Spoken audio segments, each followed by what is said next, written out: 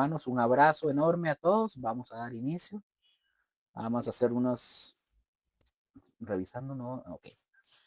Les recuerdo nada más que, bueno, el estudio bíblico está acá. Posteriormente yo el video lo edito y lo subo al canal de YouTube, ya editado con las imágenes, con los versículos y todo. Aquí es porque está en vivo, pero ahí en el YouTube ustedes lo podrán ver también de esa manera. Bueno, vamos a dar inicio y voy a hacer un pequeño resumen de lo que nosotros estudiamos la semana pasada para que tengamos fresquito, por así decirlo, lo que habíamos estudiado y aprendido la semana anterior, ¿verdad? Para no quedarnos así como qué fue lo que pasó o no nos acordamos, etcétera, porque puede pasar que no nos recordemos. Entonces, mis hermanos, en el último estudio que tuvimos, ¿verdad? Del Apocalipsis la semana pasada, del Apocalipsis 16, del 8, capítulo 16 del versículo 8 hasta el 11, nosotros encontramos en esos textos la semana pasada la terrible realidad del corazón, ¿verdad? Del ser humano, de nosotros, que es un corazón que está endurecido por el pecado.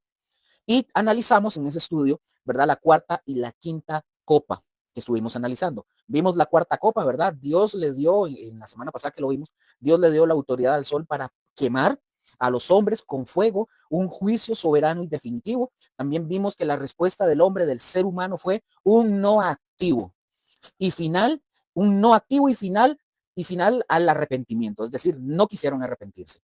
Vimos también la quinta copa, las tinieblas, vimos que cayeron sobre el trono de la bestia y los hombres en su agonía, ellos mordían sus lenguas de una forma continua y autoinfligida, mostrándonos esta enseñanza que el pecado conduce a la autodestrucción. Eso es una realidad evidente. Entonces, la conclusión solemne que vimos, que sin la gracia de Dios, el corazón humano prefiere maldecir en su dolor que humillarse y arrepentirse. Entonces, eso fue algo muy corto, ¿verdad? De lo que habíamos visto. Si usted lo quiere tener más claro, pues puede verlo, lo que vimos la semana pasada. Le recuerdo el Facebook al mes, a los 30 días, va quitando los videos. Entonces, como dije, ustedes lo pueden ver en el canal mío de YouTube, ahí lo pueden ver. Ahí están todos los estudios bíblicos que hemos llevado hasta este momento. Entonces, vamos a ver ahora el resumen para la lección que vamos a entrar en este momento. Apocalipsis capítulo 16, versículos del 12 al 16 por lo menos vamos a llegar ahí porque yo ya lo tengo establecido para irlo haciendo así por partes, para no pasarme del tiempo. Hoy vamos a meternos de lleno en el clímax básicamente de la rebelión humana y la soberanía divina con la sexta copa que vamos a estar viendo. Vamos a ver el camino preparado, básicamente en el versículo 12, el gran río Éufrates es secado para preparar el camino a los reyes del oriente. Aquí nosotros básicamente rechazamos la interpretación puramente simbólica, como por ejemplo la de José Grau, que hemos mencionado a este hombre en algunas ocasiones, y también vamos o afirmamos basados en el contexto escatológico y el precedente de los milagros literales, ¿verdad? Por ejemplo, como el Mar Rojo, el Jordán, etcétera, de lo que vamos a hablar, este será un evento literal y sobrenatural que permitirá el movimiento de los ejércitos masivos hacia el Medio Oriente. Vamos a ver también el engaño satánico de los versículos 13 al 14. Vamos a ver aquí la Trinidad satánica, el dragón, o sea, Satanás, la bestia, el anticristo y el falso profeta, que emite tres espíritus demoníacos, ¿verdad? Con apariencia de ranas, como lo dice el texto, que es un símbolo, no son ranas literales, es un símbolo de inmundicia y engaño que realizan señales milagrosas. Y la misión de estos es engañar a los gobernantes de toda la tierra para reunirlos, ¿verdad? Para la batalla final en contra de Dios mismo. Entonces vamos a ver también la advertencia divina en el versículo 15, en medio de toda esta escena de conspiración, ¿verdad? Global, Jesucristo interrumpe con una urgente bienaventuranza, anuncia su venida como ladrón y declara bienaventurado al que vela y guarda sus ropas. También, como ya lo hemos venido haciendo desde el inicio, la gramática griega, ¿verdad? Los participios presentes en voz activa nos enseña que esto es un llamado a un estilo de vida de vigilancia activa, ¿verdad? Nos muestra que eso es un llamado a un estilo de vida, vida de vigilancia y activa y de santidad práctica para no llegar a ser hallados espiritualmente desnudos y en vergüenza. También vamos a ver el campo de batalla, versículo 16, lo vamos a ver, el lugar de la concentración final es el Armagedón o Armagedón, el monte de Megiddo, que simboliza la ubicación de la batalla decisiva del gran día de Dios. Amén. Entonces, aquí en todo esto que hemos mencionado, veamos una verdad central. Satanás, mis hermanos, está reuniendo, lo que vamos a ir viendo, está reuniendo el mundo para la guerra, pero Dios está en control absoluto, llamando a su pueblo santo a la vigilancia y prometiendo su victoria segura. Amén. Bueno, vamos a Apocalipsis para dar inicio. Este es un pequeño resumen de lo que vamos a estar viendo. Apocalipsis 16, versículos del 12 al 16. Vamos a ver en la sexta copa, aquí se reúnen, en esta copa, la sexta, se reúnen a los ejércitos para una gran batalla. Dice el versículo 12, leo para ustedes.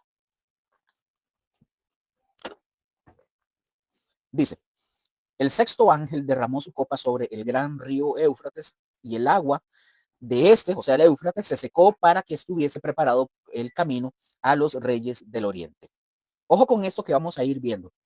Hay una gran cantidad, y no pequeña, de teorías que se han planteado respecto al juicio de esta sexta copa. Hay algunas personas que lo relacionan con las invasiones que produjeron la caída, por ejemplo, del Imperio Romano. Otras personas lo asocian con la conquista de Babilonia por Ciro el Grande. Por ejemplo, el teólogo que mencionamos ahorita, José Grau, por ejemplo, él alegoriza el pasaje sin tomar en cuenta el entorno escatológico del mismo pasaje. Este hombre Grau dice lo siguiente, voy a abrir cita y voy a leer textualmente lo que él dice. Dice él, José Grau dice, tenemos muchos ejemplos en la escritura de que secar un río equivale a proclamar el poder y la proximidad de Dios. Dice, sigue diciendo, perdón, porque aquí.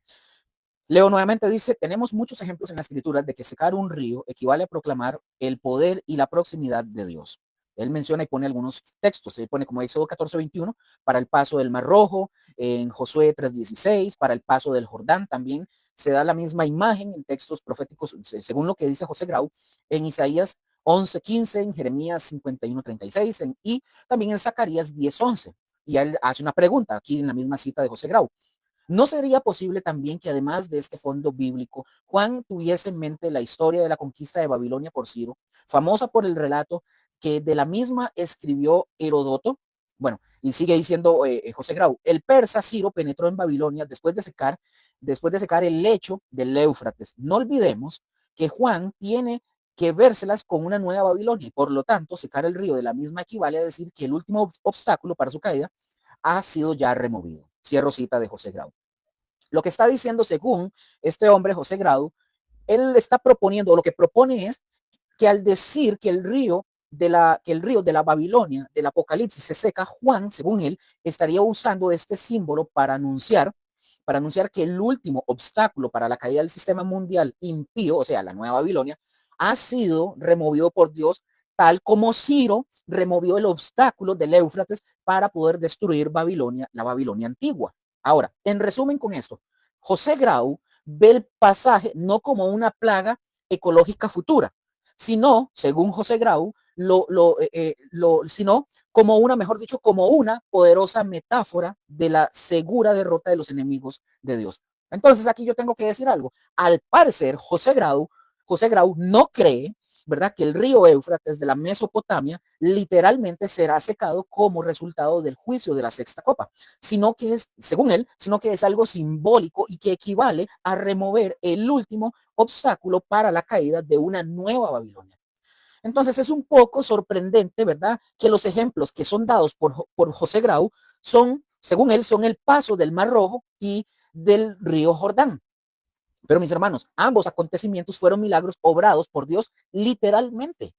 El Mar Rojo, mis hermanos, fue literalmente dividido para que los israelitas pasaran sobre tierra firme. Véanlo en Éxodo 14, versículo 21 y 22. Por ejemplo, el cántico de Moisés en Éxodo 15 da testimonio, ojo, de la literalidad de aquel hecho. Lo mismo podemos decir, mis hermanos, del río Jordán. Dios literalmente separó las aguas del río para permitir el paso de los hijos de Israel. Véanlo en Josué capítulo 3, versículo 16. Ahí lo pueden ver.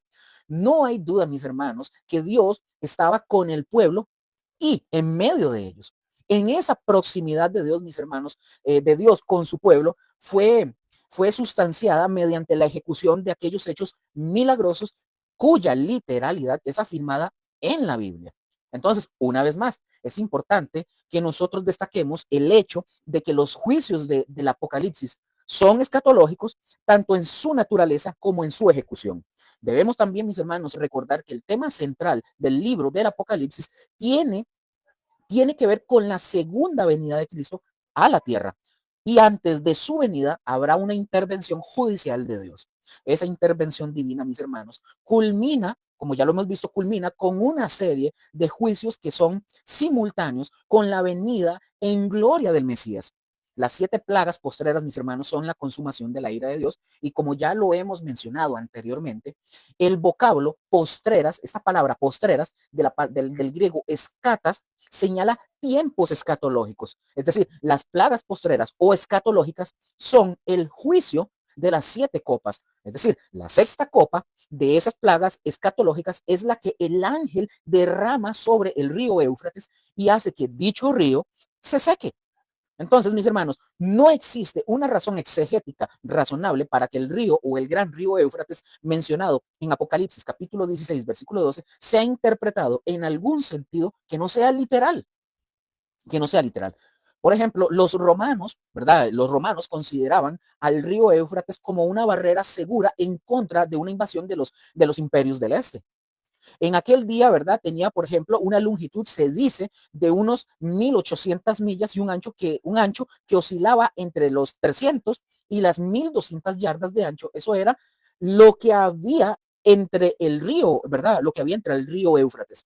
El agua, por ejemplo, de este río se secó para que estuviera preparado el camino a los reyes de Oriente, como nos dice el texto de Apocalipsis. Dice el texto, para que estuviese preparado el camino a los reyes del Oriente. Entonces, mis hermanos, eso llegó a pasar con este juicio. El río se secó completamente, ¿verdad? Y piensen, mis hermanos, en la longitud que acabamos de mencionar y de cómo un día eso va a quedar como un valle seco, pero sin nada de hierba, sino la tierra de un río. Pero el agua dice, ¿verdad? El agua se secó para que estuviese preparado el camino a los reyes del oriente. Si el río Éufrates se secara, mis hermanos, y se hiciera un camino, entonces ejércitos masivos del este, como por ejemplo naciones tales como China, India, Japón, se podrían mover al oeste con total facilidad, al no tener el río Éufrates que impide, ¿verdad? Obviamente ese movimiento. Entonces, mis hermanos, esta frase expresa el propósito para la cual las aguas del río Éufrates se secan. ¿Para qué? Los reyes del oriente. Es decir, mis hermanos, los reyes de donde sale el sol, para que lo tengamos más claro. Aquí cuando nosotros encontramos esta expresión que dice los reyes de donde sale el sol, se refiere, mis hermanos, a gobernantes orientales, quienes seguidos de sus ejércitos organizarán una invasión de la Palestina durante los días finales de la gran tribulación. Hoy en día, mis hermanos, por dicho sea de paso, hoy en día existen naciones orientales con recursos humanos e industriales que son formidables, tales como Japón, como China, como India, Tailandia, etcétera, etcétera. Como yo mencioné hace un ratico, ¿verdad? Estas naciones son capaces, mis hermanos, de organizar y armar un ejército numerosísimo, como el que va a aparecer en el Valle de Armagedón. Aunque, ojo con esto, aunque hoy parezca, ¿cómo le puedo decir? Aunque hoy parezca, eh, eh, tal vez, perdón, mejor dicho, aunque hoy no parezca algo posible o realizable, la Biblia, mis hermanos, nos anuncia que los reyes del Oriente y por supuesto, obvio, sus ejércitos harán una alianza en los postreros días para invadir la tierra de Israel. Todos ellos, mis hermanos, perecerán irremediablemente en la última y decisiva batalla del Armagedón o Armagedón. Por ejemplo, les voy a compartir este link para que tengan una imagen de lo que venimos hablando. Tengan ustedes una idea de esto que hemos venido mencionando. Igual en el YouTube, como dije, yo se las voy a poner por acá. La imagen ustedes la van a ver ahí. Entonces, aquí surge, mis hermanos, una pregunta seria. Es una pregunta seria, de verdad. Aquí surge esta pregunta que tenemos que hacerla. ¿Por qué vienen estos ejércitos? A raíz, ¿por qué vienen? ¿A raíz de qué? ¿Por qué? Otra pregunta, ¿es porque tratan de eliminar a Israel o es para rebelarse en contra de un líder mundial? Pregunto de nuevo, ¿por qué es que estos ejércitos se reúnen y vienen estos ejércitos? Otra pregunta, ¿es porque tratan de eliminar a Israel o es para rebelarse en contra de un líder mundial? Finalmente, bueno, vamos a ver, finalmente tenemos que entender, mis hermanos, que esta batalla a la que ellos vienen, estos ejércitos, es para hacer una guerra en contra de Dios, en contra del Mesías. Esa batalla, mis hermanos, ¿verdad? Del Armagedón y el, por ejemplo, y el Salmo capítulo 2, versículo 1 al 3, ya lo habían predicho miles de años atrás. Vean lo que dice, por ejemplo, el Salmo capítulo 2, versículo del 1 al 3 dice, leo para ustedes. ¿Por qué se amotinan las gentes y los pueblos piensan cosas vanas? Se levantarán los reyes de la tierra y príncipes consultarán unidos contra Jehová y contra su ungido. ¿Y quién es ungido? Jesús, diciendo, rompamos sus ligaduras y echemos de nosotros sus cuerdas. Mm. Y vean, y sigue diciendo el texto que estamos leyendo de Apocalipsis. Ojo con esto. Vea lo que dice el versículo 13 al 14 de Apocalipsis 16. Vean lo que dice. Y vi salir de la boca del dragón y de la boca de la bestia y de la boca del falso profeta, pongan atención, tres espíritus inmundos a manera de ranas. Versículo 14. Pues son espíritus de demonios que hacen señales y van a los reyes de la tierra en todo el mundo para reunirlos a la batalla de aquel gran día del Dios Todopoderoso. Entonces, mis hermanos, aquí la explicación de cómo y por qué se efectuará la gran concentración de ejércitos en el valle de Armagedón. Los ejércitos mundiales, como lo vimos en el Salmo 2, los ejércitos mundiales serán convencidos por espíritus satánicos de que ellos deben de marchar hacia el Oriente Medio y a la postre, mis hermanos, dichos ejércitos formarán alianza con los soldados que siguen a los reyes del Oriente. ¿Con el fin de qué, Luker? Con el fin de formar un frente, no un frente amplio, sino formar un frente común con la intención de impedir la segunda venida del Mesías. Repito, vean el Salmo 2, lo acabamos de leer.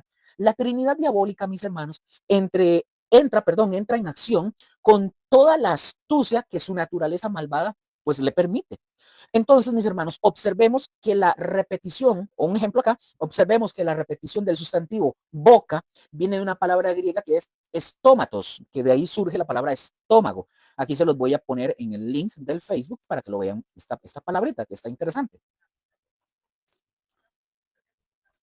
Entonces, es probable, mis hermanos, pongan mucha atención, es probable que el vocablo boca que se use, aquí se use como figura de la comunicación, es decir, del habla, de hablar, ¿verdad?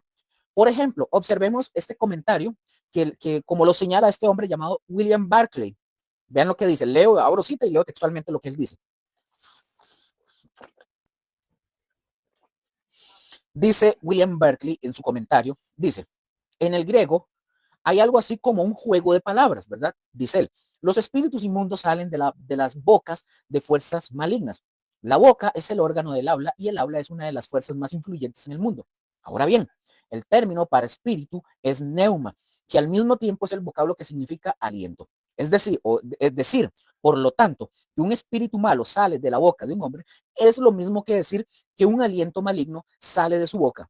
El falso profeta exhala influencias malignas. Cierro cita de William Barclay. Bueno, eso fue lo que él dijo. Entonces, si el punto, mis hermanos, si el punto de vista de William Barclay es correcto, esto nos debería llevar a nosotros a pensar que la Trinidad satánica influirá satánicamente a muy posiblemente a través de los medios de comunicación para engañar a los líderes de las naciones y de este modo utilizar a sus ejércitos para oponerse al mismo Dios. Es interesante.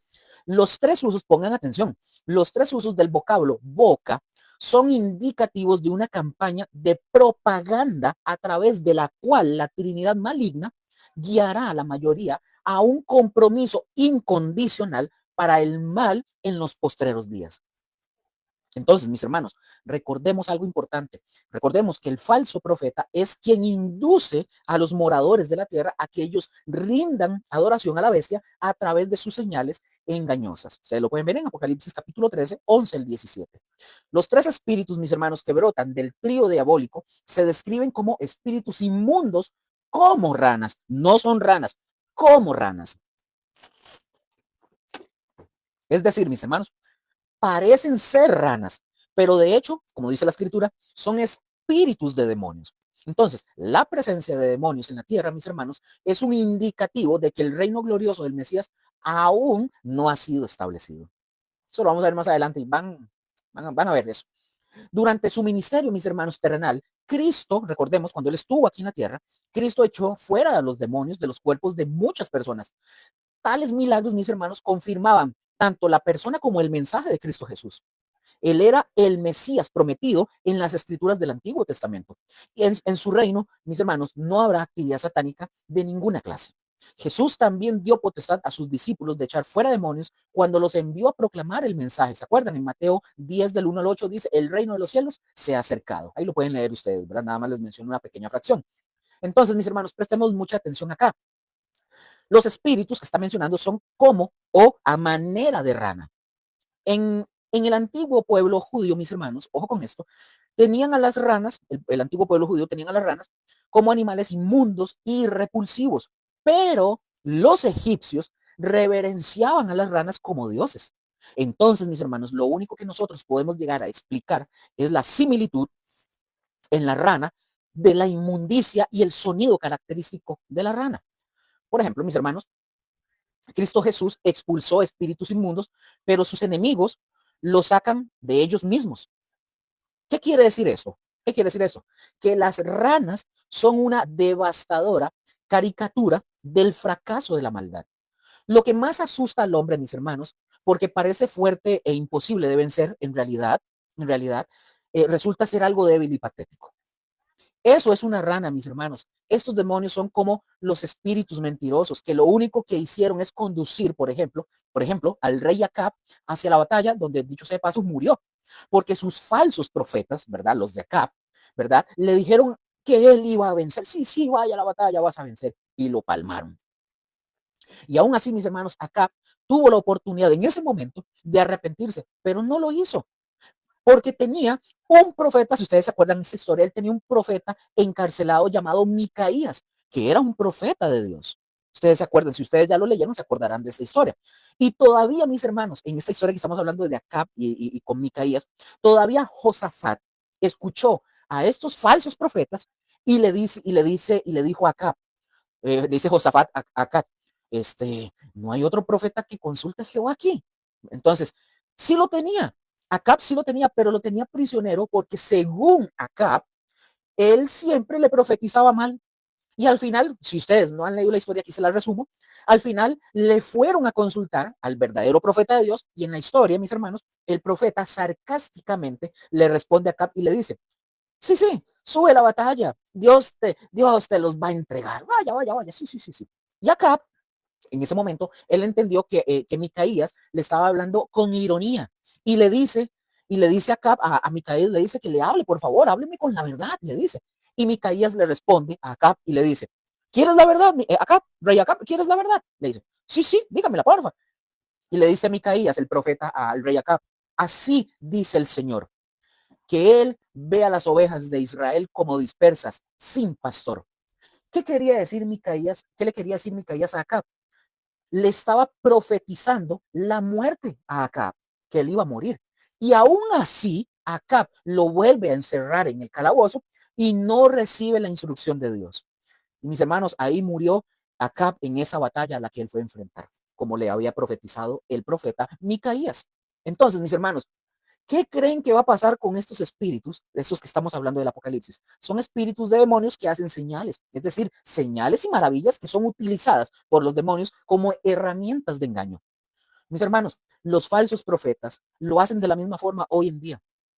Hoy en día me di cuenta hace poco, no voy a mencionar quién, pero me di cuenta que hay uno de esos nuevos pastores, profetas, apóstoles, de todo, que están en una iglesia, y aquí, esos de todos esos, pero me di cuenta por ahí vive en unión libre, pero es de los que predican fuego. ¿Y está en unión libre? Mm. Lo dejo ahí en el aire, nada más. Los falsos profetas lo hacen así, mis hermanos. Y la Biblia nos habla que los falsos profetas harían señales y que engañarían a muchos. Así son, mis hermanos, estos que van a hacer estas señales. Y las señales, la pregunta, ¿para qué? Para reunir, mis hermanos, como lo vimos en el texto, para reunir a todos los reyes del mundo en contra de Dios, en contra de Cristo que viene. Esta batalla no es una nación en contra de otra nación, sino son las naciones en contra de Dios. Alguien dirá, pero Lucas, es que van a ir a pelear a Israel porque quieren. Sí, pero ¿quién va a estar ahí? El Mesías. Mis hermanos, esta es una de 3 importantes batallas mencionadas en la profecía. Por ejemplo, número 1, veamos esta. La batalla de Gog y Magog y sus aliados que vienen en contra de Israel. La encontramos en Ezequiel 38, del capítulo 38 al capítulo 39. La segunda, encontramos la batalla del Armagedón que estamos viendo, cuando el anticristo dirija el sistema mundial en contra del retorno de Jesús. Aquí Apocalipsis lo hemos señalado, Apocalipsis 17:12 al 16, 17:14, luego capítulo 19, versículo 19. Ahí los vamos a ir viendo todo eso. La batalla, la tercera, la batalla final, cuando Satanás y sus aliados, después del milenio, hacen guerra en contra de Dios. Lo vemos en Apocalipsis capítulo 20, del 7 al 10, ya cuando lleguemos allá, si Dios lo permite. Como cuando dice el texto, aquel gran día del Dios Todopoderoso, que Jesús dijo, antes que venga el día del Señor. Y el triunfador, mis hermanos, porque ya la Biblia nos dice cómo va a terminar todo. Ya la Biblia lo enseña, nada más que la gente lo que hace es taparse los ojos y los oídos para no ver ni escuchar. Pero bueno, y el triunfador de esa batalla es Dios, no es el hombre, mis hermanos. No es el gran día del anticristo, no es el gran día del dragón, ese es el gran día del Señor Dios Todopoderoso. Apocalipsis 16, mis hermanos, tiene que ver con los juicios que consuman la indignación de Dios contra Satanás y en contra de sus seguidores. La actividad satánica, mis hermanos, en la tierra durante los años de la gran tribulación estará encarnada en las personas del anticristo y el falso profeta. Ambos personajes usarán todo el poder de que han sido dotados para arrastrar a la humanidad hacia la adoración a Satanás. La influencia satánica, mis hermanos, que ha sido evidente a través de la historia de la humanidad, mis hermanos, se manifestará con una fuerza poderosa en los postreros días. Por ejemplo, el versículo 14 expresamente señala que los tres espíritus inmundos son como ranas que salen de la boca de la Trinidad diabólica. Dice, son espíritus de demonios. En el griego encontramos una palabra que es, la frase que es eisingar neumata daimonion.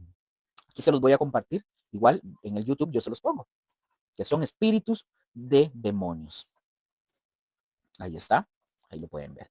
Es decir, mis hermanos, son espíritus al servicio de Satanás, es lo que nos quiere decir. Son espíritus cuyo rango es el de demonios. Ahora, pongamos atención a lo que viene. El sustantivo demonio, de la palabra griega que acabo de mencionar, que es daimonium, aquí se los voy a compartir.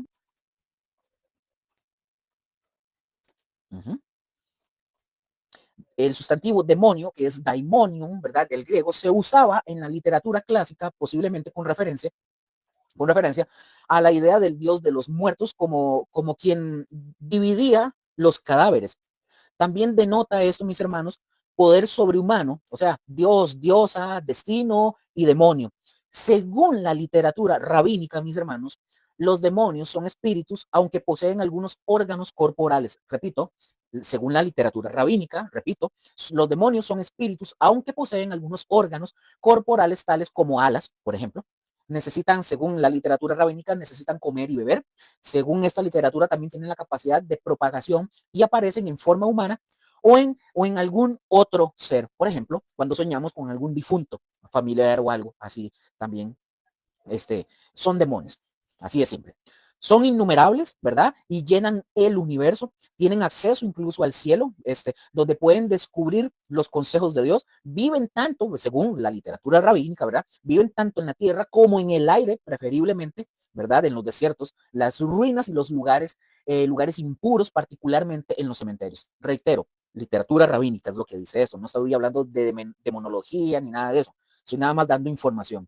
Esta, mis hermanos, es una descripción general de las creencias que se encuentran en una parte significativa de la literatura rabínica, especialmente en lo que es el Talmud y el Midrash. Entonces, es crucial, mis hermanos, entender que esto no es una doctrina bíblica.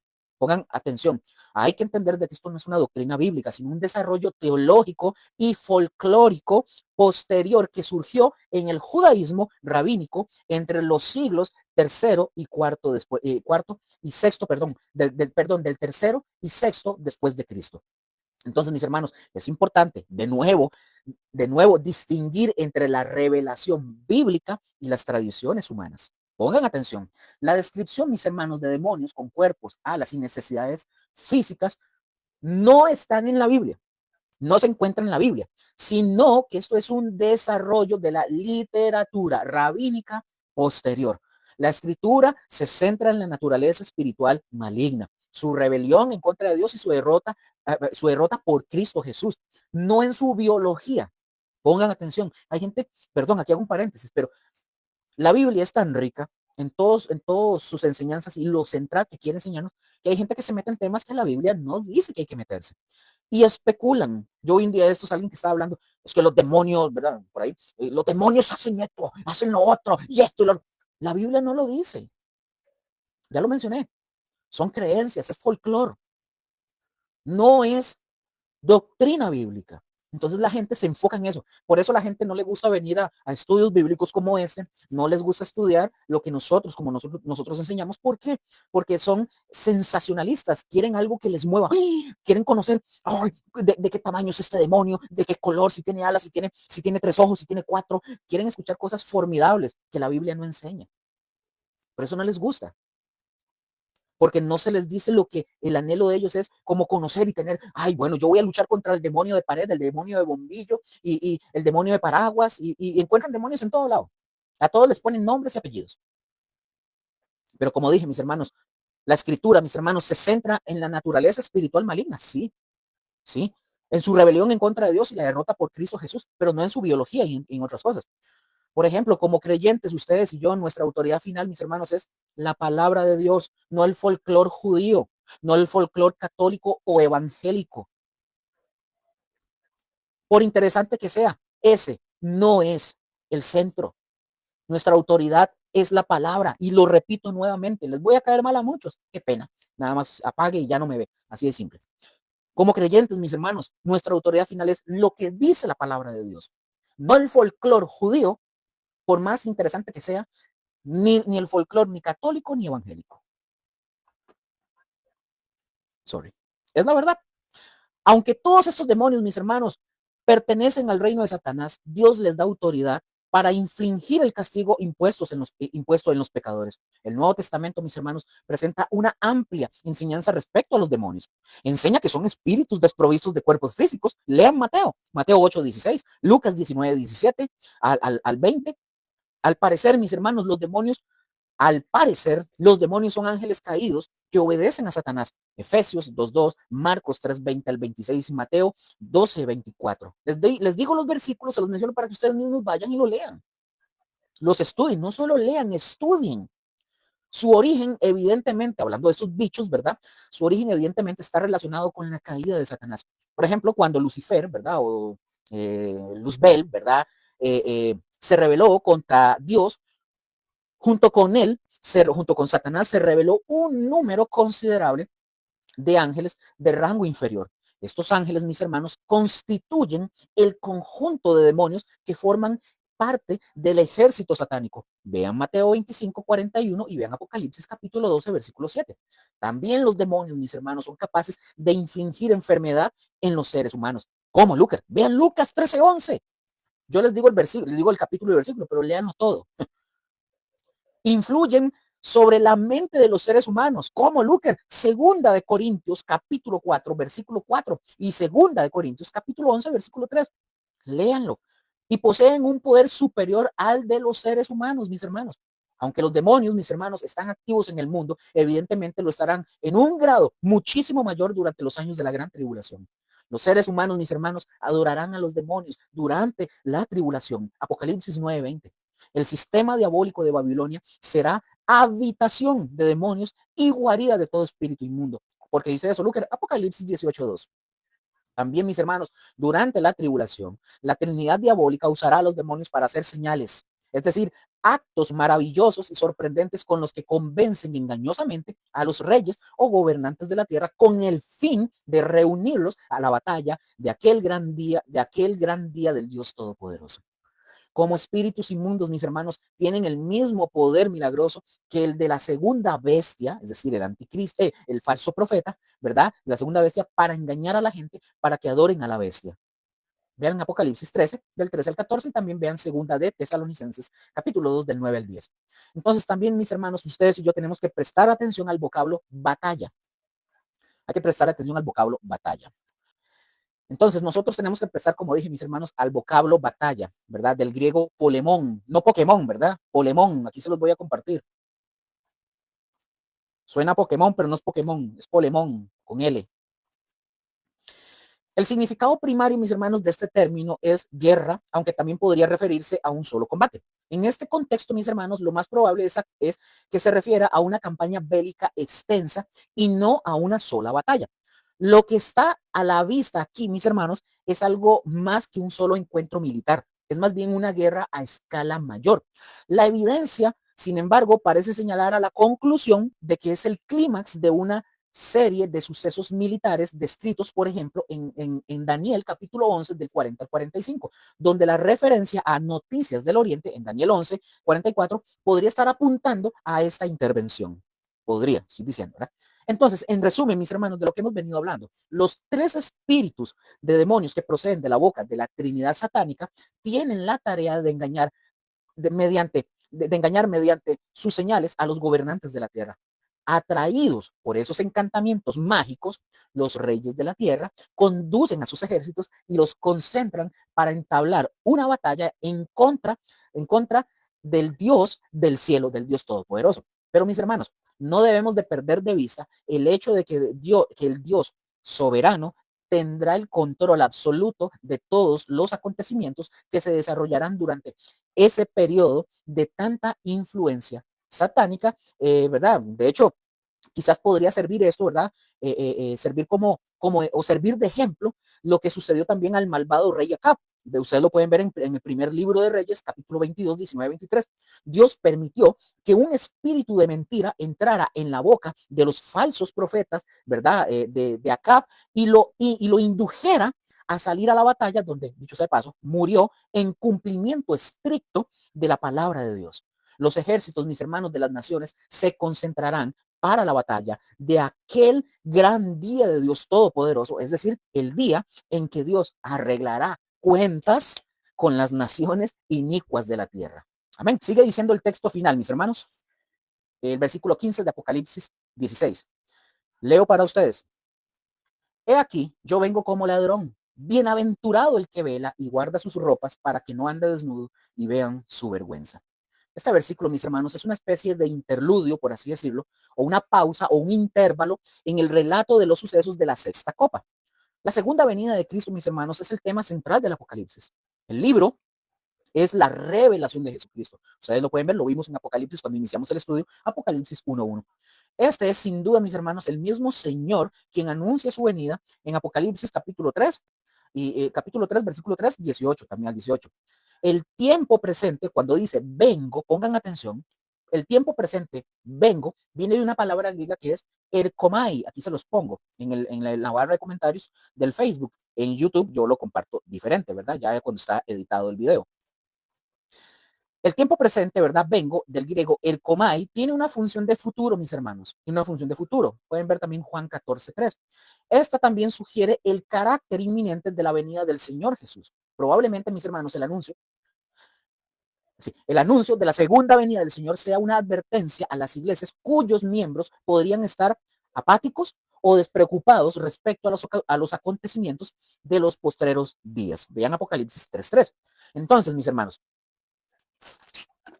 Entonces, la advertencia no parece ir dirigida a los santos de la gran tribulación. Pongan atención, la advertencia no parece ir dirigida a los santos de la gran tribulación, ya que de ser así, tendría que referirse a la venida descrita en Apocalipsis capítulo 19, 11, 16, o sea, acontecimiento que ocurre inmediatamente después que sucede el juicio de la sexta copa.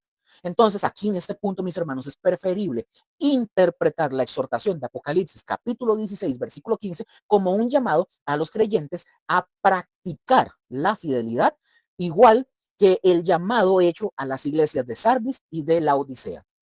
El texto, mis hermanos, afirma la certeza de la venida de Cristo y expresa un llamado a la fidelidad y a la santidad de aquellos que aguardan su venida. También, mis hermanos, hay una exhortación a la constancia y a la vigilancia por el hecho de que el Mesías viene inesperadamente como ladrón. Entonces, la exhortación, mis hermanos, va seguida de una bienaventuranza. La tercera de 7 que aparecen en el Apocalipsis, donde vemos Apocalipsis 1:3, Apocalipsis 14:13, Apocalipsis 19:9, el 26, 22:7 y 11, versículo 11 también. Entonces, dice, bienaventurado el que vela y guarda sus ropas. Pongan atención acá. Los vocablos vela, y guarda. Ya les digo porque aquí viene una parte técnica.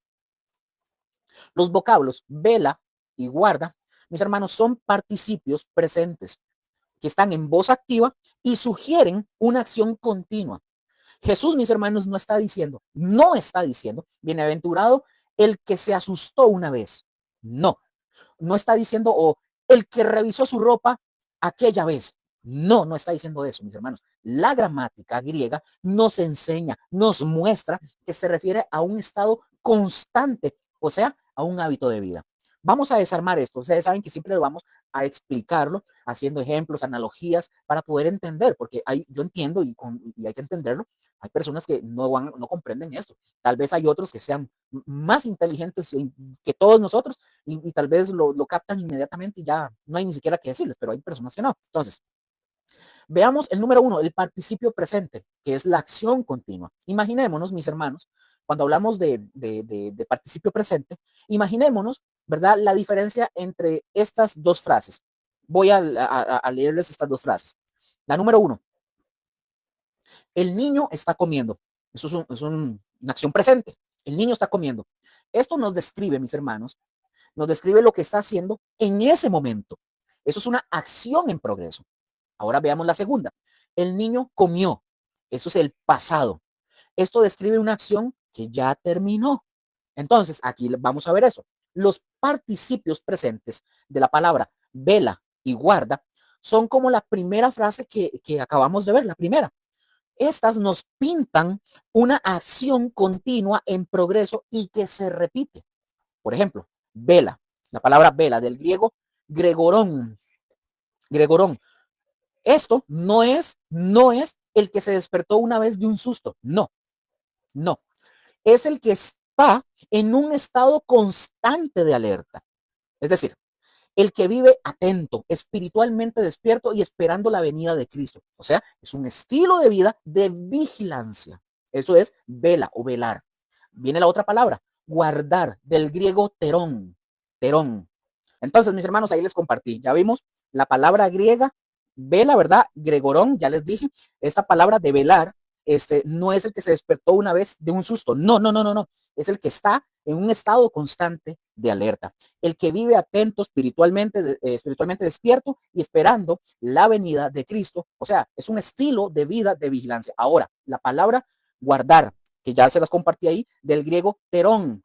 Esta palabra guardar, mis hermanos, no es el que una vez se puso su ropa en el closet. No, no es eso. Este guardar en el griego terón es el que está protegiendo continuamente sus ropas. Es el que cuida su vida, su pureza, su integridad moral de manera constante para no ser sorprendido en pecado. Eso está tremendo. Entonces, eso tiene que ver ahorita con lo que estamos viendo con el participio presente, ¿verdad? Que es la acción continua. Vamos con la segunda, la voz activa. Ya hemos hablado de esto, pero siempre lo voy a explicar porque no todos llegan al mismo tiempo y dicen, ¿de qué está hablando? Bueno, vamos a ver la voz activa. Esta es la responsabilidad personal. La voz activa, cuando nosotros vemos los participios presentes y todo eso, y la voz activa significa que el sujeto, o sea, en este caso, el bienaventurado es quien realiza la acción. Esto significa, mis hermanos, que velar y guardar son nuestra responsabilidad, suya y mía.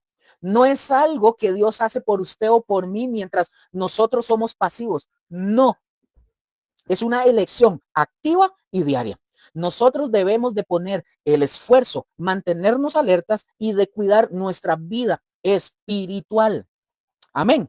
Entonces, mis hermanos, cuando la palabra dice bienaventurado el que vela y guarda, recordemos, es un participio presente, lo hace de manera constante todos los días. Es un estilo de vida, no es un evento único. No es como cuando yo digo, yo soy cristiano, pero hay cristianos que son solo cristianos de domingo, que son cristianos nada más el día que van a misa o van al culto.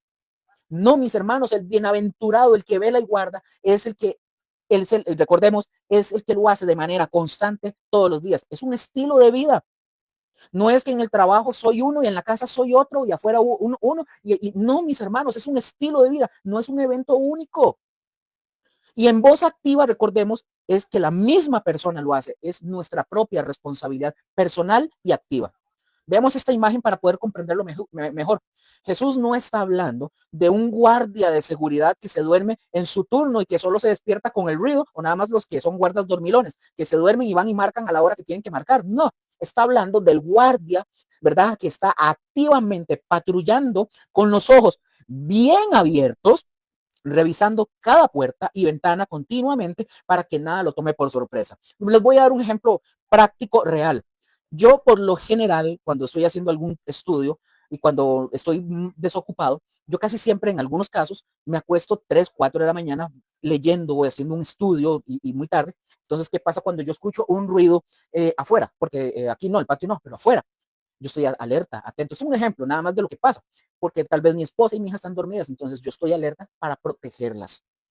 Es exactamente en esa analogía, ¿verdad? Del guarda que está activamente patrullando con los ojos bien abiertos. Yo no estoy, quiero aclarar, no estoy diciendo que no duerman, ¿verdad?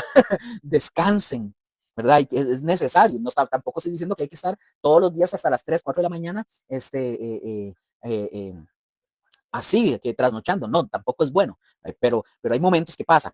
Entonces es como ese guardia que está activamente patrullando con los ojos bien abiertos, revisando cada puerta y ventana continuamente para que nada lo tome por sorpresa. ¿Cómo sería una aplicación para nosotros el día de hoy? La bienaventuranza, mis hermanos, no es para el que una vez fue a la iglesia. Quiero que pongan mucha atención. La bienaventuranza no es para aquellos que solo fueron a la iglesia una sola vez o que solo una vez leyó la Biblia en toda su vida. Es para el que vive en un estado de preparación activa, velando contra la tentación y guardando su corazón y sus acciones para Cristo Jesús, día tras día.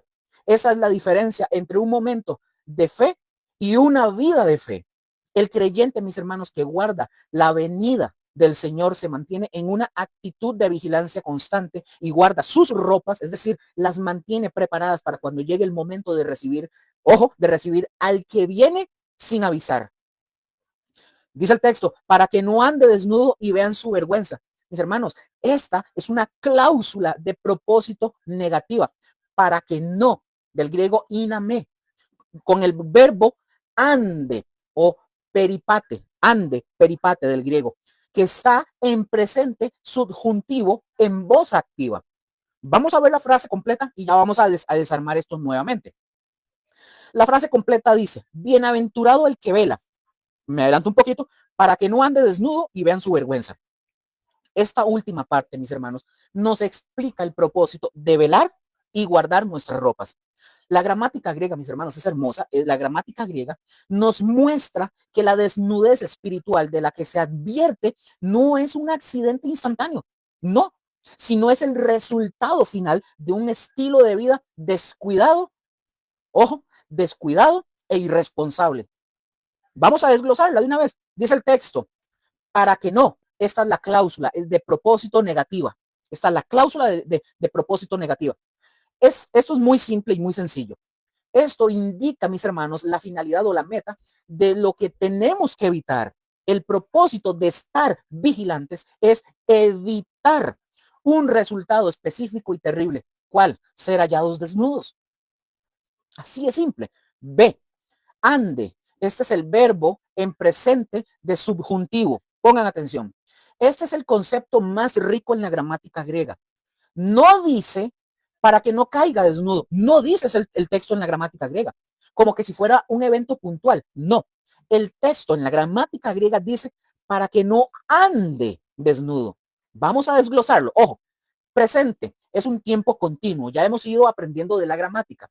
El verbo ande en presente describe una acción habitual, un modo de vida, algo que se hace de manera continua.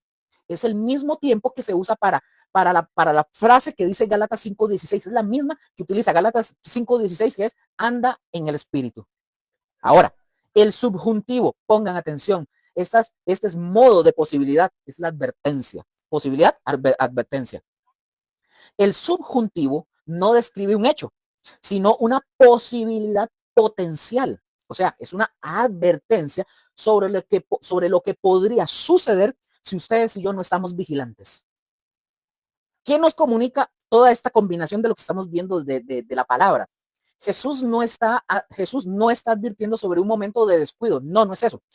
O sea, que resulta como en un tropiezo. No. está advirtiendo sobre adoptar un estilo de vida de desnudez espiritual, o sea, un andar constante en un estado de vergüenza y exposición del pecado sin la cobertura de la justicia de Cristo. Amén. La otra, la voz activa, que hemos visto mucho de la voz activa. Esta es la responsabilidad propia, mis hermanos, no es voz pasiva. La voz activa, mis hermanos, confirma que este andar desnudo es tristemente una acción que la persona realiza por sí misma. Es el resultado de su propia negligencia y falta de vigilancia. Veámoslo con esta analogía. Digamos, el empleado y el uniforme. Imaginémonos, mis hermanos, en esta analogía, imaginémonos a un empleado y que su trabajo requiere un uniforme que esté bien impecable, aplanchado, limpio y hermoso. El presente subjuntivo sería como si el jefe le advirtiera al empleado: cuida tu uniforme para que no estés constantemente sucio y desarreglado por la oficina. Es una analogía, ¿verdad? Otro punto, el jefe no le está advirtiendo sobre un pequeño derrame accidental, no, eso sería un aoristo, pero no, sino sobre la posibilidad de adoptar una actitud descuidada y habitual que lo lleve a andar siempre con la ropa manchada, mostrando su falta de profesionalismo a todo el mundo. Entonces, veamos este resumen para que nos quede más claro, para que ustedes también lo tengan ahí. Dice para que no ande desnudo. El presente lo hace de manera básicamente habitual y continua. Es un estilo de vida de desnudez. El subjuntivo es una posibilidad y terrible que debemos de evitar. Y en voz activa es una condición por la que él mismo es responsable. Entonces, mis hermanos, la advertencia de Cristo Jesús es profundamente seria. Jesús nos llama, mis hermanos, a velar activamente para evitar la posibilidad de vivir una vida cristiana falsa, expuesta y avergonzada. Perdón, lo tengo que decir, pero muchos cristianos con los que uno se topa viven de esta manera, que son una vida falsa, expuesta y avergonzada, aunque ellos ni por aquí les pasa, ni por acá, pero andan así, una vida cristiana falsa, y los identifica uno. Nada más que uno no anda como diciendo y los publica. No, no, no, no. Uno sabe. Se nota, se ve, huele. No se refiere, mis hermanos, a que nos vayan a sorprender. No se refiere a que nos vayan a sorprender sin ropa en un mal momento, sino a que nuestra falta de vigilancia constante pueda resultar en que nuestra verdadera naturaleza de pecado, o sea, nuestra desnudez, quede al descubierto para que todo el mundo la vea el día del juicio. Es un llamado, mis hermanos, a una coherencia de vida permanente, no a una vida momentánea de apariencia. La frase, por ejemplo, para avanzar, la frase "y vean su vergüenza", esta expresa, mis hermanos, el resultado final del propósito negativo. Aquí el verbo vean viene de una palabra griega que es bleposin. Aquí se los voy a compartir en la barra. Bleposin.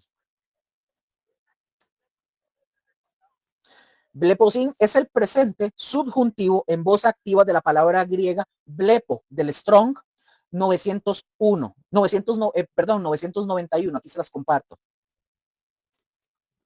Ya saben, en el YouTube, ya cuando esté editado, ahí lo van a ver claro. Este verbo, mis hermanos, está en plural y tiene una función impersonal.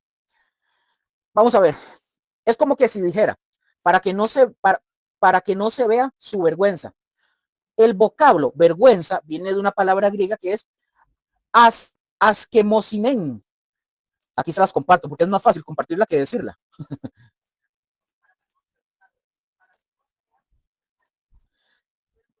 El vocablo vergüenza, asquemosinen, esta palabra, mis hermanos, pongan mucha atención, podría ser un eufemismo para expresar desnudez o las partes íntimas de la persona, o sea, sus genitales. Cuando dice el vocablo vergüenza, ¿verdad?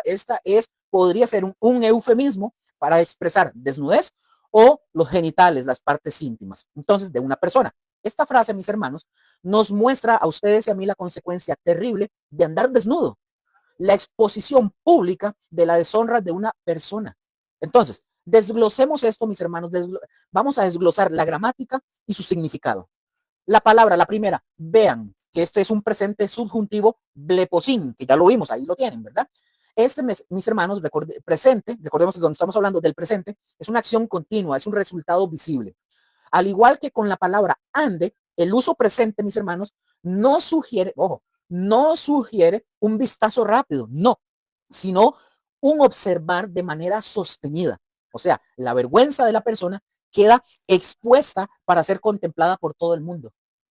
Uf, piensen en eso. Yo no sé, perdón por lo que voy a decir, pero yo no sé si a ustedes les ha pasado que ustedes sueñan y en el sueño uno anda desnudo. Bueno, esa sensación en el sueño de que todo el mundo lo vea uno desnudo, ahora imagínenselo aquí, ¿verdad? En lo que estamos analizando y estudiando, pero hagan ustedes si han tenido ese tipo de sueños, ¿qué está pasando? Pero bueno, subjuntivo, la posibilidad. Esto, mis hermanos, refuerza que esto es la posibilidad aterradora que se busca evitar. Y en voz activa, mis hermanos, alguien realiza la acción de ver. Entonces, pongan atención en esto.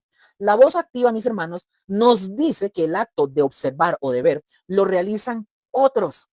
No es que la vergüenza simplemente esté ahí por estar, no, es que habrá testigos activos que la van a contemplar. Amén. Punto 3, el plural e impersonal. Ese es el veredicto público. El plural dice vean, el plural dice vean. No es para que una persona vea, no, sino para que vean. El plural, mis hermanos, implica una multitud, un juicio público y colectivo. Por favor, entendamos esto porque esto es crudo. Entonces, veamos la función impersonal, o sea, se vea. Cuando encontramos la frase que dice se vea. Esta, mis hermanos, es la clave. La construcción es impersonal, lo que significa que el foco no está en quien ve, sino en el hecho mismo de que la vergüenza será vista. Es como decir, mis hermanos, para que suceda que todos vean su vergüenza. Entonces, la atención se centra en la exposición misma, no en los espectadores específicos. ¿Me di a entender? Entonces, 4, vergüenza, palabra vergüenza.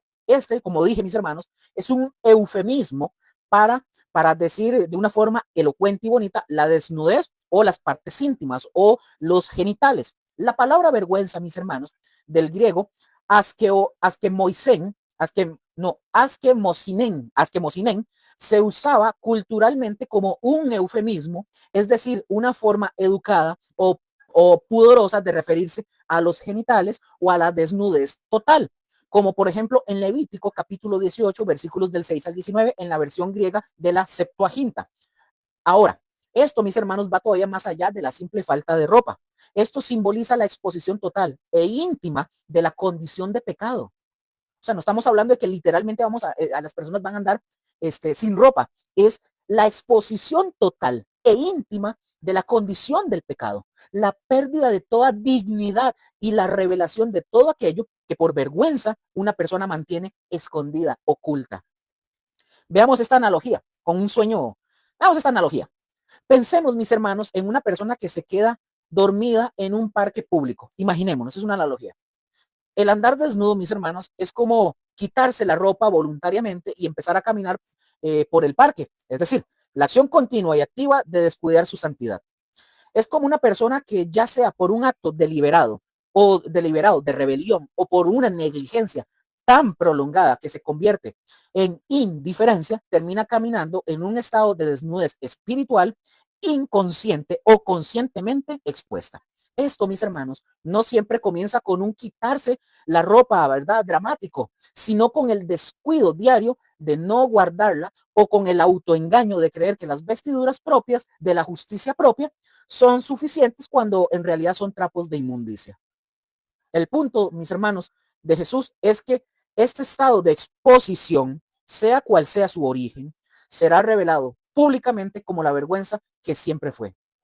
El resultado de y vean su vergüenza sería el momento en que todos los transeúntes, ¿verdad? El plural, se detienen todos a observar, que es el presente, lo miran fijamente su estado de desnudez y de indignidad. El foco no está en los rostros individuales de la multitud, sino en el hecho aterrador de la exposición pública, de la pública misma, o sea, la función impersonal de la persona que está desnuda. Entonces, para que lo tengan ahí y vean su vergüenza, presente más el plural. Muchas personas lo miran fijamente, es la exposición pública y sostenida. Impersonal, mis hermanos, el foco está en el hecho de la exposición, no en quienes observan. Y la vergüenza es un eufemismo para la desnudez íntima y el pecado expuesto. Entonces, mis hermanos, Dios nos está advirtiendo sobre algo mucho más profundo que un bochorno privado.